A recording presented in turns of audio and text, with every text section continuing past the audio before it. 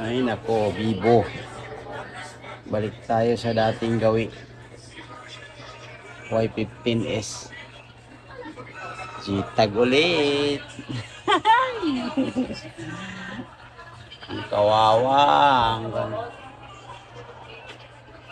Updated ng 2024 Android. Oh, ayun oh. So, kailangan natin i-Jitag kasi mataas ng updated. Updated na siya.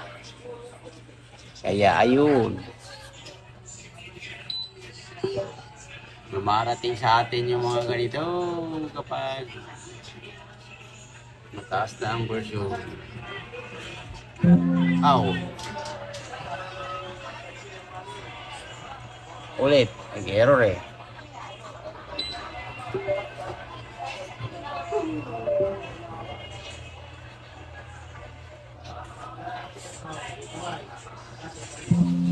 Ah.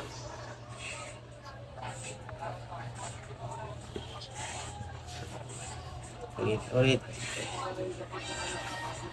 Ulit.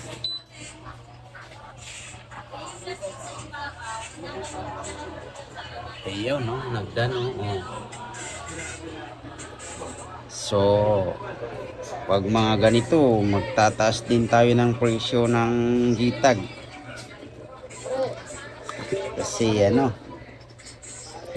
mataas ng mga version ngayon, 2024 na updated na. Nakadalawa na ako. Kahapon, ganun din. Hindi natanggal ni unlock tool. So, mga mababang version yun ha. Yung kahapon na yun na Vivo Y02S. Ito Y15S. So, tingnan natin kung natanggal. So, ayun, setup tayo. Wala na yung susi dun. Ayun, nag-offline na. Continue. Next. Kita ko na si Google. Buslot na naman ang pitaka ng may-ari.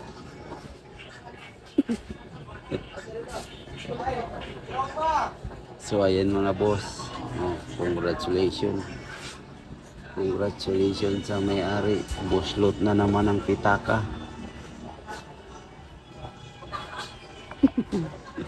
Use now, ayun. So, ayun lang mga boss. Tingnan natin kung ano ba ibang pads to.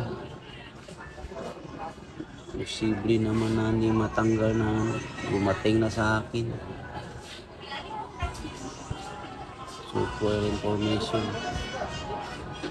So, positive nga. Ayan no. Yung update. Ayan o. February 7, 2024. Oh. Updated. So ayun mga boss. Natanggal na natin. Bye bye guys.